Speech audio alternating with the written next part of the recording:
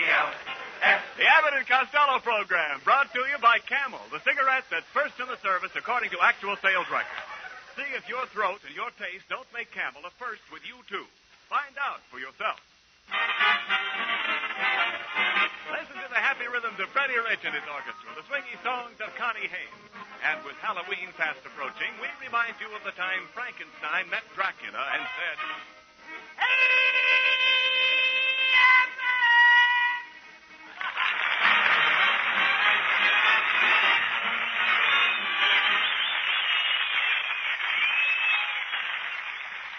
Hey, Costello, where have you been? What?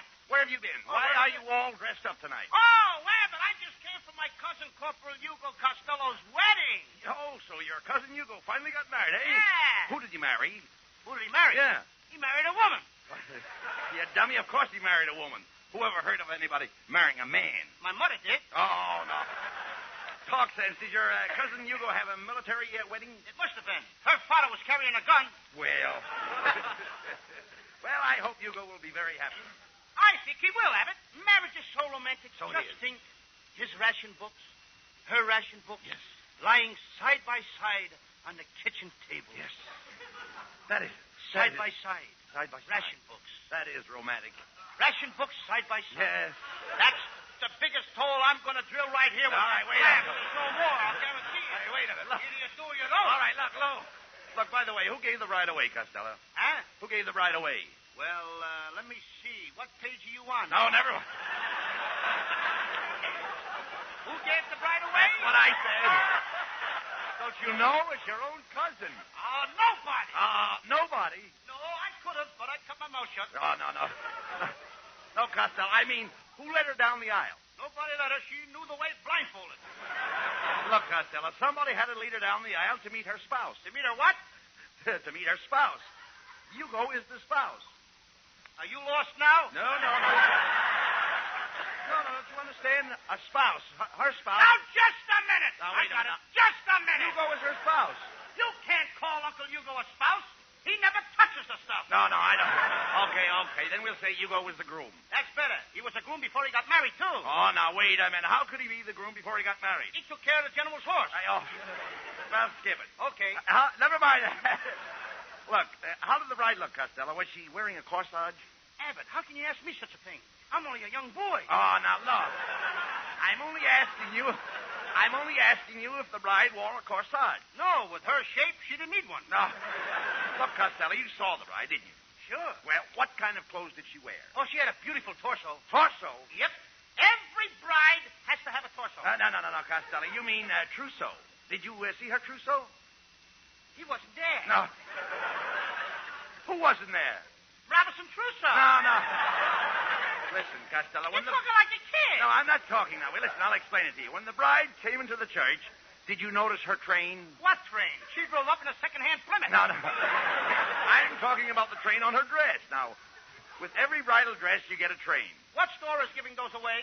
I bought a suit once. I got a baseball bat and a catcher's mitt, but I never got a train. No, Costello. All right, no. Will you please listen? What a joke. Yes, when the bride walked into the church. Now listen to me, please. When the bride walked into the church, was she dragging anything behind her? Yeah, my cousin Hugo. No.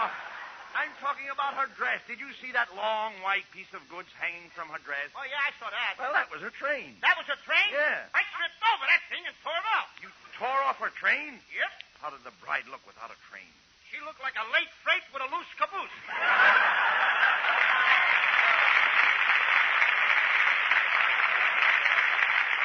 Costello, you're not fit to talk to an idiot. Okay, then I'll have to write you notes. Costello, will you shut up? All right. Shut up. Now, I have a definite reason for wanting to know about this wedding. Now, listen to me, please. I'm still thinking about your $75 that we have in the bank. Yeah. Now, we're going to make that money. Will you listen to me, please? Turn around here. Go ahead. All right, now we're going to Do I take have that to money. look at you? Yes.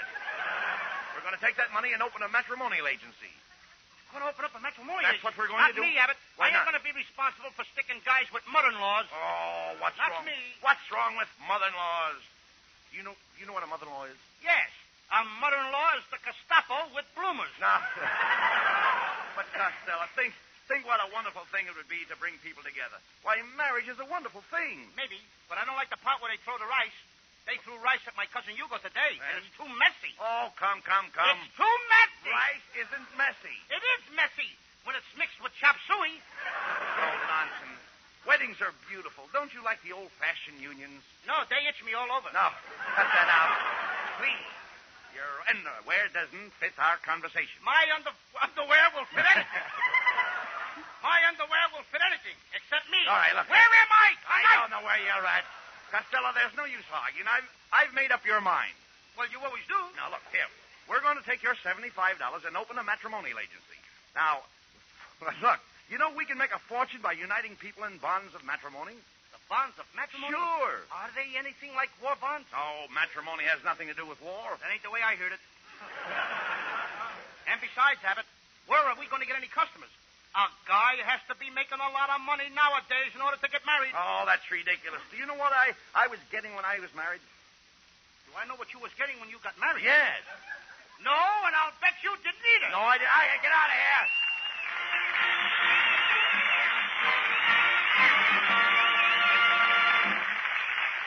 In Saipan, one Marine says to another, "Hey, Joe, you got a camel?" And his pal says, "Sure," and hands him one. The same thing happens on an aircraft carrier off the Philippines and in the fighting beyond Aachen. And then, too, people at home are smoking more than ever before. Though, unfortunately and unavoidably, there will be times when your dealer has to say to you, "Sorry, no Camels today," when you ask for them. But remember this. Camel's kind, cool, throat-easy mildness and Camel's rich, full, fresh flavor make Camels worth asking for again the very next time you buy cigarettes. C-A-M-E-L-S. Camels, the cigarette of costlier tobaccos.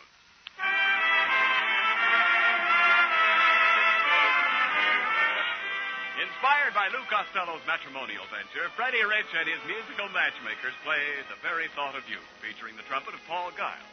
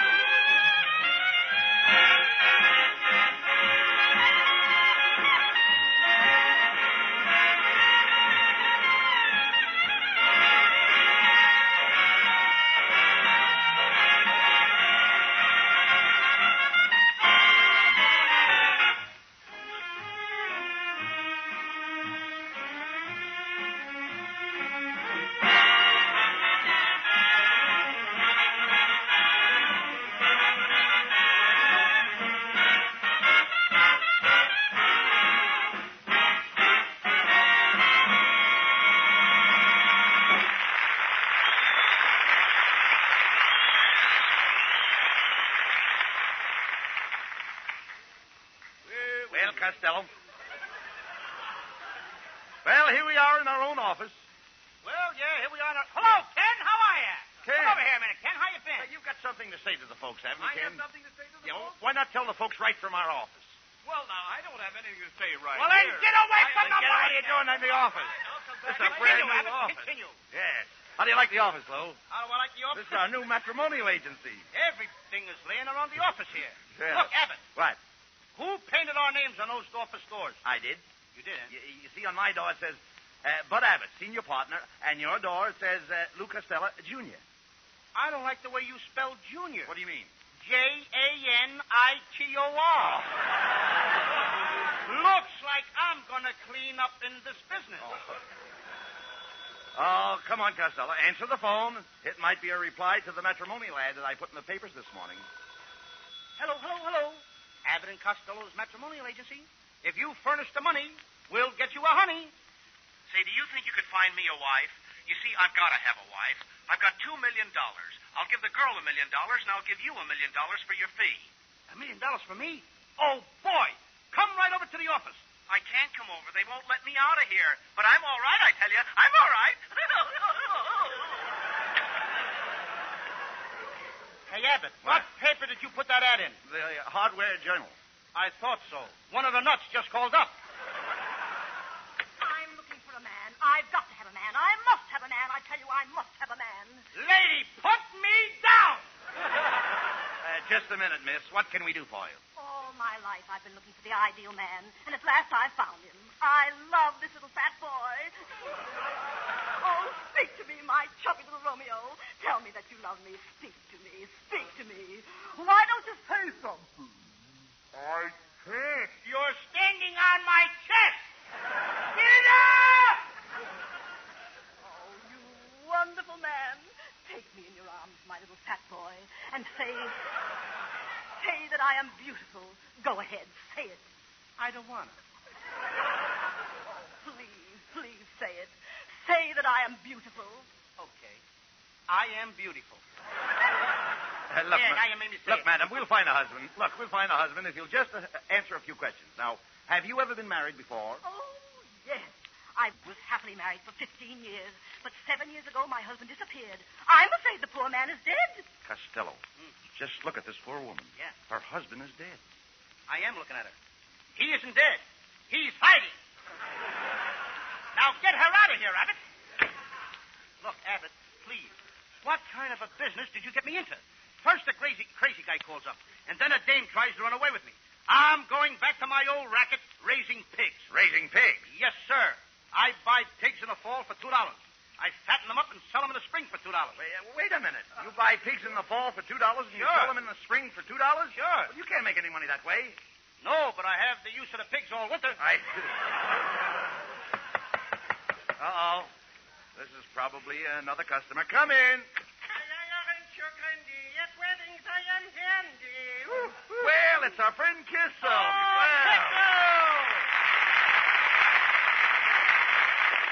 Kissel, what brought you here? Well, I heard that you two kiddies were in the matrimonial business, so I left Chicago and I came out here on a Greyhound. You came out here on a Greyhound? Yes. How did you ever stay on his back? How did I stay on his back? All right. I know you don't like it. I like it. Oh. Yeah, I know. Look, we're very busy, Kissel. What's on your mind? Well, I would like to have the catering concessions for your wedding banquet because I'm serving the finest food and drink who money can buy. You know, for instance, just look at this bottle of genuine French champagne. That don't look like French champagne to me. Oh, now don't look like French champagne to him. There is the name right on the bottle here. Louis Laguerre. What's that? Louis Laguerre. Louis Laguerre? Yes. That's Lucky Lager. Louis Laguerre. Some foam, huh, kid? Just a minute, Kissel. How much do you charge to put on these wedding banquets? Well, I don't like to disturb you, but I got two prices for banquets here, $5 and $10. For $5, I throw in the dessert. And for $10? Oh, for $10, I carry it in. Gentlemen, I have here a sample of my most delicious dessert. It's called policeman cookies. Policeman cookies? Yeah, cupcakes. I suppose you also make affectionate pie. Affectionate pie? That's where the top crust is stuck on the bottom one. That's my line. Oh, I beg your pardon. Costello, look, will you please cut it out? Kissel is just trying to make an honest living. Yes, that's right, gentlemen, because, you know, I got a very big family to support. Would you believe that right now I got living in my house Uncle Willie and Tilly and a loafer named Billy, Terrence and Clarence, and all my wife's parents, Louis and Fred. They sleep under the bed, Joe and Flo, and on the back porch there's Lou. Not to mention Bert, Merton, that 2-year-old squirt, Annie and Fanny are sleeping with Granny, Mike and 2 tramps are doubling with Gramps, and old Uncle Abe is sleeping with Baby. It's crowded in my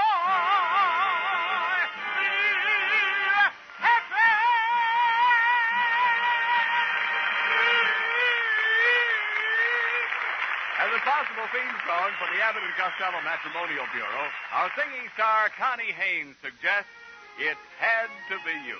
Sing it out there, Connie. It had to be you. It had to be you.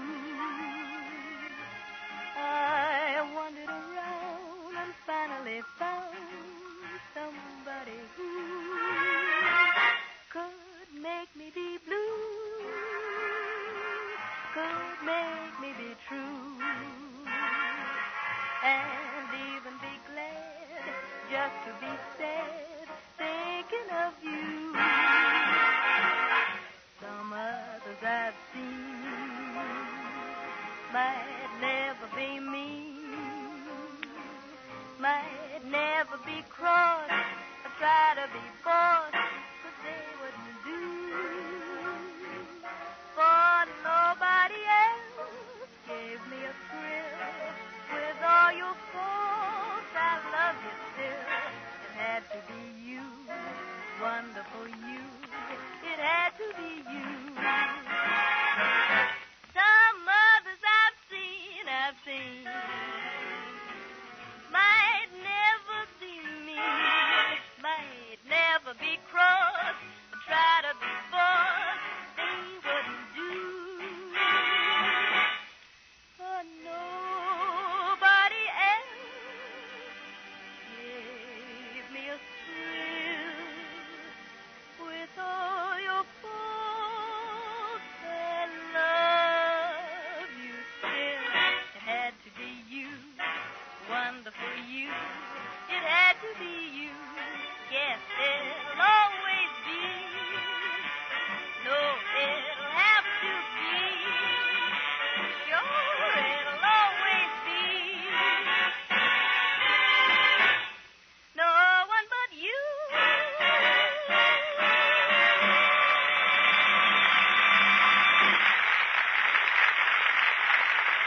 There's a certain young man I wish we had here at the microphone tonight. Maybe you saw his picture on the back cover of this week's Collier's. It's also in Life magazine coming out tomorrow. However, he can't be here because right now he's probably somewhere over the Himalaya Mountains between India and China flying one of Pan American's big planes. His name is Captain Charles Sharkey, and he's flown over 1,900 hours on that zero-infested run. After a 10-hour stretch in the cockpit of a DC-53, he says, nothing tastes so good as a Camel. They're mild and cool, and the flavor's swell. C-A-M-E-L-S. Camels, the cigarette of costlier tobaccos.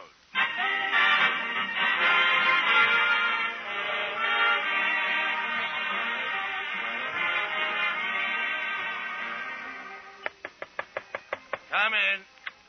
Good afternoon, gentlemen. I'm from the Marriage License Bureau. Mr. Costello, do you understand the laws governing marriage? I do. And Mr. Abbott, do you understand the marriage laws? I do. Very well. I now pronounce you man and wife. $5, please.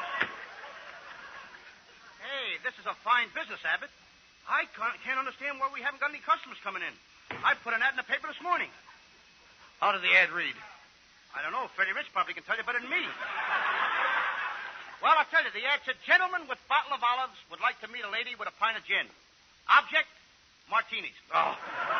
Now, you silly dope, not martinis, matrimony. Well, hello, fellas. How's the new matrimonial agency? Well, it's Ken Niles. Yeah, I just dropped over to bring you some business. I have a little niece at home, and she's dying to marry Lou Costello. Oh, why does everybody want to marry me? Sometimes I wish I wasn't so young and beautiful.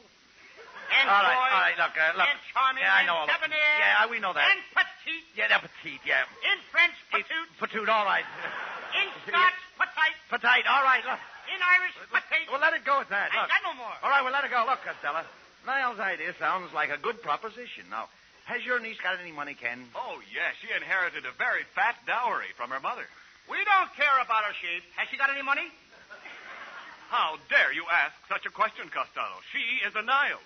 I'll have you know, we Niles are a proud lot. You Niles are a vacant lot. Now, Costello. Look, are you really serious, Ken, about your niece wanting to marry Costello? Oh, yes, I am. Just last night, my little niece was sitting on the floor playing with her toys, and she looked up at me and said, that Lou Costello is the sweetest boy, and I'd like to marry him. Oh, now, isn't that cute? How old is she? 57. But look, Ken, Costello doesn't want to get married, but we'll be glad to find a husband for your niece. Oh, that's wonderful, Bud. She's right out in the waiting room. Shall I bring her in? You better wheel her in. Oh, Poinciana! Or roll her in. Poinciana, will you step in here? Here she comes, on the run. She don't run very good. Maybe she needs a grease job. Quiet, Costello. How do you do, Miss... Her full name is Poinciana Pigeon-Pigeon. What's the hyphen for? That's for the pigeon to sit on. Miss Pigeon, I'm sure that we can find you an ideal husband. Now, if you'll just leave $100 deposit and one of your pictures... Oh, I'm afraid I haven't any pictures of myself. I did have some taken, but the photographer didn't develop the negatives. He was probably afraid to go into the dark room with them alone. Don't pay any attention to Costello, Miss Pigeon. Just sign the contract here and let us have your check. Not so fast. Before I give you any money, you'll have to prove to me that your marriages are successful. I'd like to see a happily married couple. Who wouldn't? Yeah. He's just joking. You keep quiet, you mug. He's joking now. Miss Pigeon, if you come to my house at 8 o'clock this evening, I will show you a happy family. Myself, my wife, and our little boy. Oh, this is so thrilling. I'll be there at 8 o'clock. Abbott, what did you tell that woman? You haven't got no little boy. Costello, we're going to put this deal over. Now, I'm going to give your kid brother, Sebastian, 50 cents to pretend that he's my son. If you get Sebastian into this thing, you're asking for trouble, Abbott. He's a pretty nasty little brat. How dare you say that about your own brother? How dare me say that about my own brother? Yes. Because I'm going to play both parts.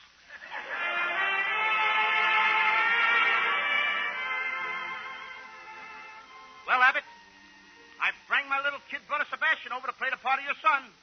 Yeah, but I ain't gonna do it. Sebastian, you'll do as you are told. Oh, yeah? Yeah. Oh, yeah? Yeah. Oh, yeah? Yeah. Tie score. Uh-oh. Now, there's Miss Pigeon now. Sebastian, you answer the door, and I'll go in the kitchen and get Mrs. Abbott. Well, good evening, little boy. I'm Miss Pigeon. Hi, Miss Pigeon. Oh, high voice. Hi, Miss Pigeon. Pull up a perch and sit down. Spread your feathers. My, what a quaint little fellow. I just love little boys like you. I wish I had 14 little boys, and I wish every one of them was just like you. You want 14 kids just like me? Yes. Let me smell your breath. Oh, how cute. Now tell me, my little man, where are your father and mother? They're out in the kitchen passing time. Passing the time? Yeah, they're throwing the clock at each other. Now, Sebastian, behave yourself. Oh, good evening, Miss Pigeon. I want you to meet my lovely little wife. Come in here, Snowflake. Coming, Shaky. My, what a happy little family. Mrs. Abbott, do you do your own cooking? Oh, yes. I was just out in the kitchen baking some biscuits. Buddy simply loves them. Wouldn't you like to sink your teeth into another one, dear? No, he'd like to get his teeth out of the last one. Oh, dear little Sebastian, he's always joking. I'll kill that kid. Miss Pigeon, won't you stay for dinner? Here, let me take your coat. Oh, no, Snowflake, dear. That coat is too heavy for my itty-bitty you. Let me take it, Snowflake, dear. Oh, Mr. Abbott, you and your wife are such a lovely couple. I decided to let your matrimonial agency get me a husband. If you'll get me the pen and ink, I'll make out the check. I'll get the pen and ink. Oh, no, Snowflake, darling. You get the pen. I'll carry the ink. I don't want you to tire your itty-bitty army. I'll help, too. I'll carry the blotter. We'll be right back. Oh, my, I've never seen such a devoted couple. You're a lucky little boy, Sebastian, to have such a wonderful father and mother. Are they always this kind to each other? Oh, yes. Did you see the lovely upsweep hairdo my mother was wearing? My daddy gave it to her. Oh, now, how could he give her an upsweep hairdo? He hit her on the head with a broom. Oh, you're so quaint. And he's always buying her presents, too, my mother. Only this morning he went downtown and bought her a beautiful present, a nice new shotgun. Does your mother know your daddy bought her a shotgun? it's a surprise. She don't even know she's going to shoot her, and he's going to shoot her. Somebody's going to get shot. A shotgun? Oh, my, he's going to shoot her. Oh, this is terrible. You people are nothing but idiots. I'm getting out of here. What happened, Sebastian? Where's Miss Pigeon? Pigeon just flew to coop. What did you say to her? I just told her I said... The high voice. Oh, yes. I just told her to get the gag. I told her to gag about the shotgun. Oh, why give me two parts? Come here, Costello. It's about time. It's about time to teach this kid brother of yours a lesson. He just cost us $100. Do you know that? I'll talk to him, Bud. That a boy. Now, Sebastian, I don't know why I have to speak to you all the time. Every time I get a chance to become a big business maggot, you always have to gum up... That's what it says. You always have to gum up the works. I'm sorry, Louis. Anybody would think that the least you could do is to lend a helping hand to your own brother. I'm sorry, Louis. But instead you continually hold up to ridicule and put big blotches on my escutcheon. Don't stand there, Sebastian. Say something. Oh, I'm a bad boy.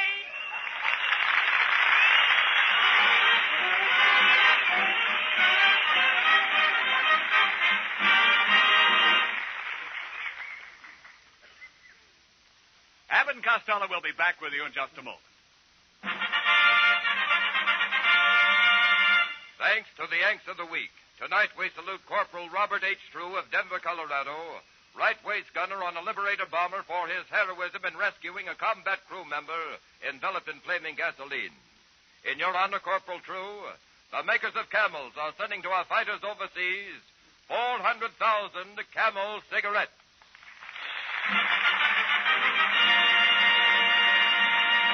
Each of the three Camel radio shows honors a Yank of the Week by sending free 400,000 Camel cigarettes overseas. A total of more than 1 million Camels sent free each week.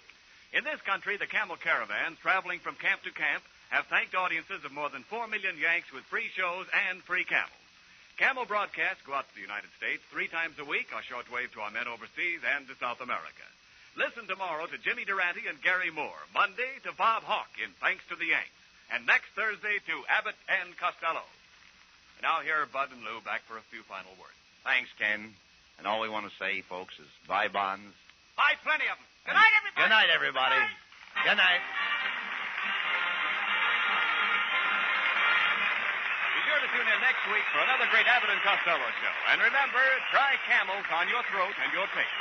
See for yourself how Camel's mildness, coolness, and flavor click with you.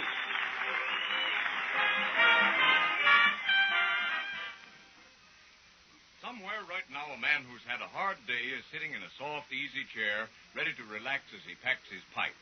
He takes a certain famous red package out of his pocket. His nostrils thrill to the rich aroma of fresh tobacco. His fingers notice how firm it packs in his pipe bowl. He lights a match and, what a fragrance.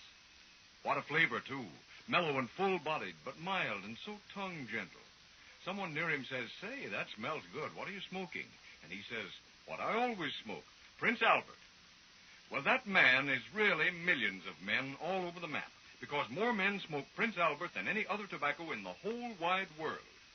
And price as well as pleasure is one of the reasons, for there are around 50 thrifty pipefuls in one regular 2-ounce package.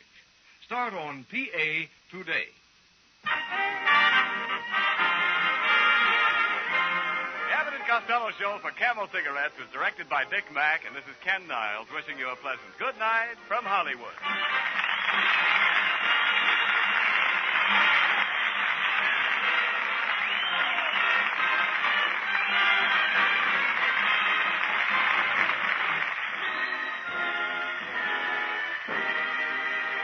This is the National Broadcasting Company.